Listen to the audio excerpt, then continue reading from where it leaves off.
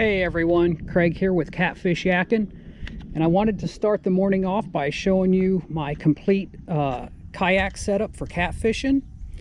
Basically, I have in the front here small tackle box, anchor rope is in that little bag right there.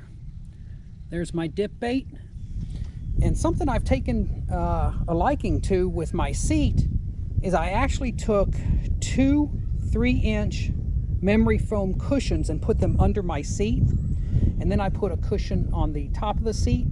I have a herniated disc in my lower back, and that makes it 100% more comfortable. So any of you out there that think you can't kayak because you've got a lower back issue, think about your seating, get some cushions in there, makes it a whole lot better. Of course, there I've got my motor hooked up, paddles just in case, 2 fishing rods. Back here I've got my life jacket, my battery storage compartment.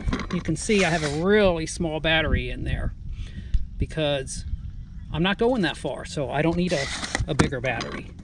It only weighs about 9 pounds, so it's real easy to carry, and I got a pretty easy system here. So let's get on the water, take a ride with me, and let's see what we can do. All right, I've got my first fish on here. He feels pretty good. Yeah, he is all wrapped up. And he is gonna splash me, try to get me soaked here. That's a nice sized fish. Not too shabby. We'll certainly take it. Oh, we got that front rod right there was going down. I don't know if it hooked up or not. I'll have to check it once I get done with this one. But let's go ahead and get this one in here. I put a little bit bigger sponge on the front and back rod this time because I wanted to see if I could catch a little bit bigger fish. And this one's not looking too bad now. He's hooked right in the corner of the mouth, right where he should be. That's where we like him. Hook comes right out. That's not a bad catfish right there. I'll take that any day as we're getting ready to end October here. That's probably 5 pounds right there. All right, let's get the release here. He's talking to us a little bit there. There he goes. All right, guys, well, I got a lull in the action here. I thought I'd take this time to just tell you the thing I really love about catfishing is you don't need a lot of supplies or tools. Basically, I have a pair of grips, a pair of needle nose pliers, and a pair of scissors and a spatula for my dip bait. That's about all you need, and then I bring out some extra hooks, extra leaders, things like that, extra sponges. But other than that, I can carry a really small tackle box. Everything fits in there nicely, and you don't need to bring a bunch of stuff. And we have that front rod going down. Let's see what we got here. Feels like a bigger fish. We'll see here when we get him up. This might have been that same fish that just hit me earlier. Oh yeah, that's a bigger fish. That's a nice size there.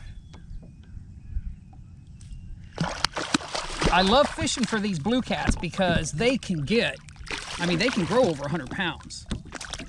I doubt I'll ever see one that big here where I'm at, but I have caught a 30-pounder out of here, so they can get big. But that's a nice one there. So let's go ahead and flip that around. I'll bring him in. Get a good look at him there. See, I've got that bigger sponge on. And hoping to entice a bigger fish, and it looks like that's what we've done. So I would say we were quite successful there. There we go, pop that out. And there he goes. All right, I'm glad I was able to get the release on camera. Let's re-dip and see what we can get.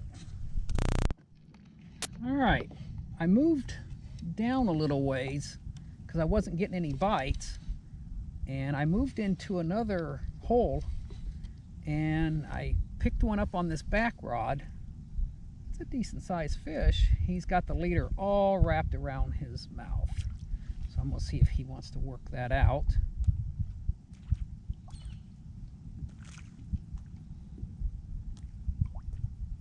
I'm hoping he'll roll here.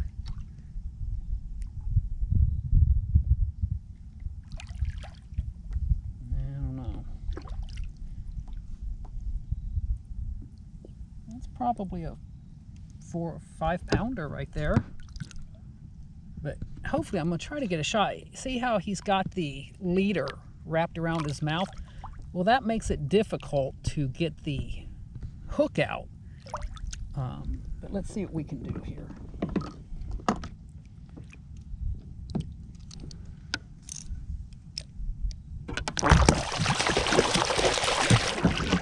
Oh boy.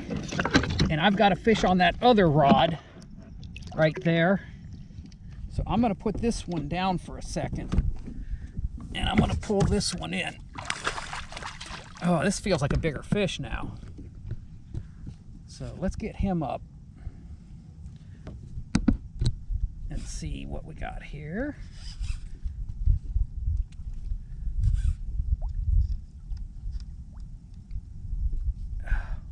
It's definitely, oh, I just lost him. He just come off. You can see the size of sponge though I was using to get that one. So let's go ahead and I'm gonna go ahead and re-dip this and get it back down there. Maybe I'll get lucky. You know, those bigger fish, now I've got a 10-aught hook on there with that big piece of sponge, but those bigger fish, they're pretty good at coming off. They know how to roll, they know how to shake that hook out. I'm going to re-dip this sponge and put it right back down. Hopefully get a second shot.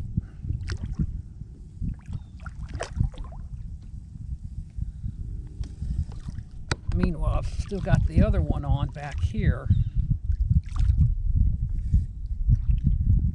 Boy, it's a good problem to have, isn't it?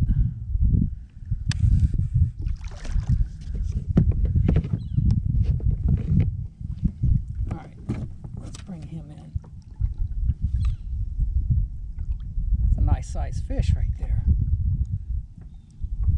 I think he's ready to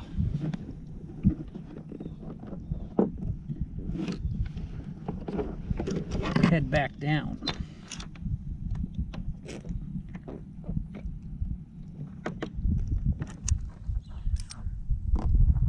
All right, I'm gonna have to turn the camera off. It's gonna take me a minute. All right, so there's that fish. He's going probably 4 or 5 pounds. Nice looking fish, so we'll go ahead and turn him loose here. Oh, he wants to go too. All right, there he goes. All right, looks like we got a small one on this back rod here. Feels like a little fish. It is. There. See him right there. He's going to talk to us a little bit, squawk at us a little. There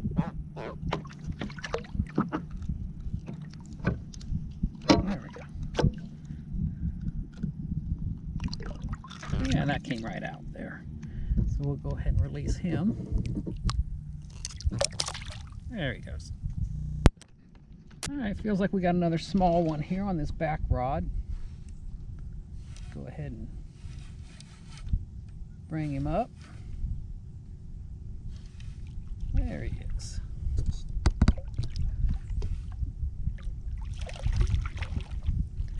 For the size of sponge, It almost looks like he bit off a little more than he could chew, doesn't it? But they're like that. They will go after something much bigger than their mouth. And as you can see, that's what this one did here.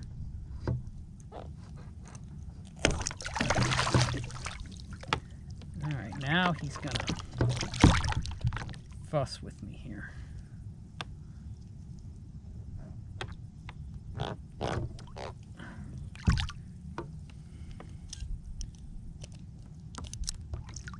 Yeah, I'm gonna put him down for a second, wipe my hands off so I can get a better grip.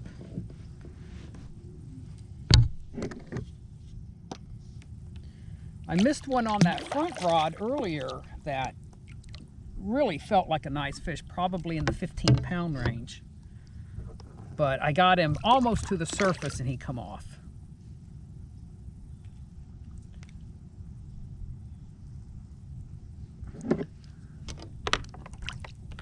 There. I just need him to open up his mouth. He is not happy with me at all. There we go. Now we can set him free.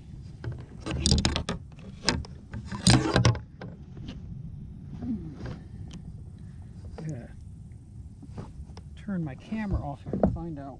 Oh, there's my pliers. Couldn't find them. There we go. All right, go ahead and turn him loose.